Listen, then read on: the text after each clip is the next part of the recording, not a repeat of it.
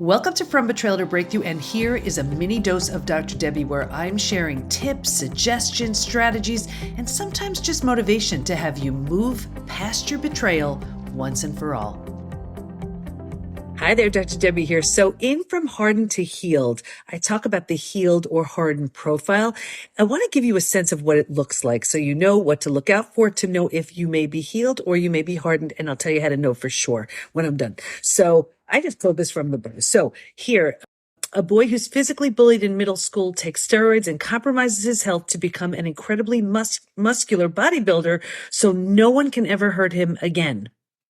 Now imagine that same person, the same boy who was bullied in middle school, still learns how to protect himself while also doing the work to realize that hurt people hurt people. It doesn't excuse the behavior, but he knows it wasn't about him. It was their issue. So you see how one was just doing something in response to an event, an experience, and the other made some changes. Another one, the girl who was the ugly duckling makes herself over and now devotes all of her time, effort, energy, and income to maintain her beauty and style. This is where she gains her sense of self-worth.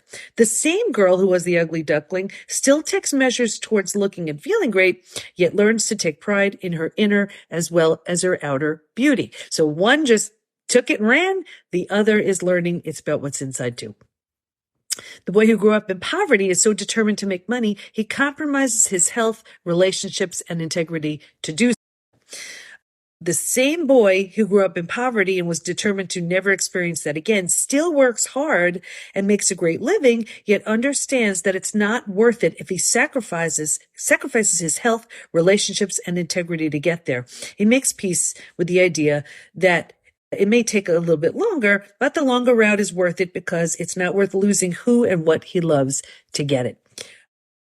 I can go on and on, but the whole idea is it's not necessarily the outcome. You know, sometimes we just look at the outcome, but I invite you to look at what's behind it, what's driving it, what's the fuel behind it, because one is coming from a very hardened fuel and one is coming from a very healed fuel. So how do you know if you are healed or hardened? Take the healed or hardened quiz. Find out what stage you're in the 5 stages from betrayal to breakthrough.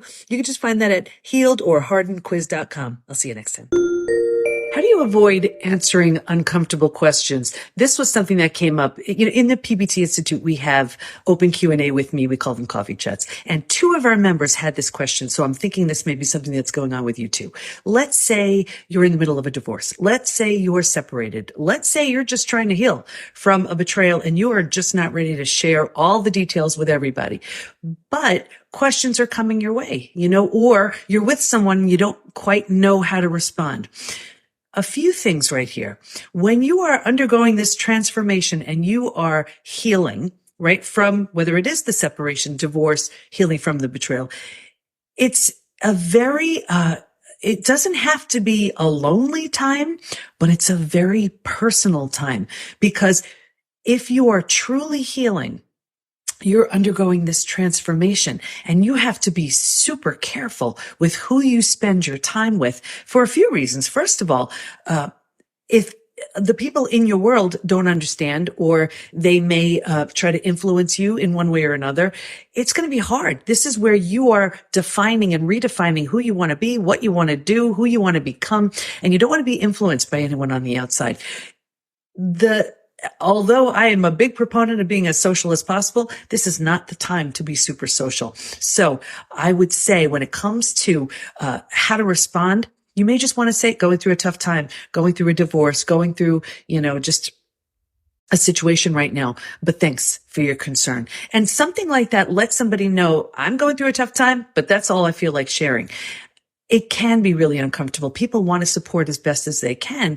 And if they don't understand what you're going through, well, of course, they can't support you. But you have to be super careful who you share this with.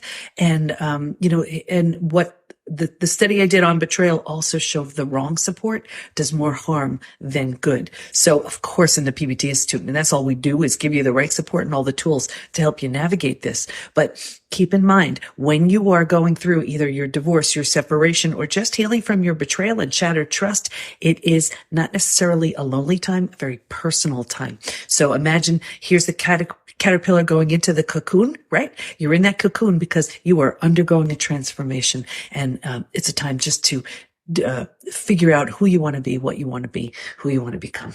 Hope that helps.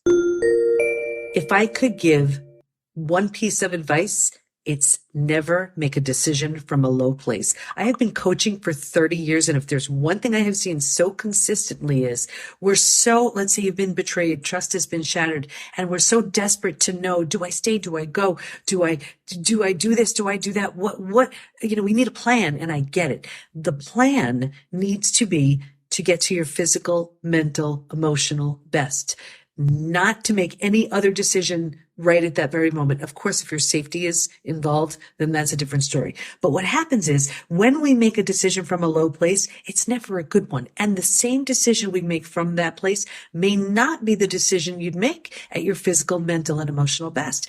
Also, what happens is, let's say you have 100%, you only have 100% at any given time, best case scenario. If you're devoting 50 to 60% on the problem and on what's happening, and then devoting another 10 to 20% on what your decision is, what the heck is left over for your healing? Not much. So what I always recommend is you want to harness that energy, take back whatever you can for your healing so that that decision becomes really clear. I know we want, especially as control freaks, that's me. We want to know, well, let me make these decisions and know, what my plan is and know my solution. But I'll tell you, this is one of those times that you are so much better off just getting to your physical, mental, and emotional best. That's the plan. That's the decision. Because from that place, you will see so many things show up and ideas and, options you never would have had access to from that low place. So take all that energy, harness it up, use it to heal, and that's where your best decisions come from. I hope that helps. You need the right tools, support, and the right community to move through the 5 stages from betrayal to breakthrough. And we have all that within the PBT Institute. So join us at the PBT, as in Post Betrayal Transformation, thepbtinstitute.com. There's a version of you who's so confident, healthy, peaceful, and happy on the other end of your healing. And we can't wait to help you get there. We got you. Thanks for listening. And here's to your breakthrough.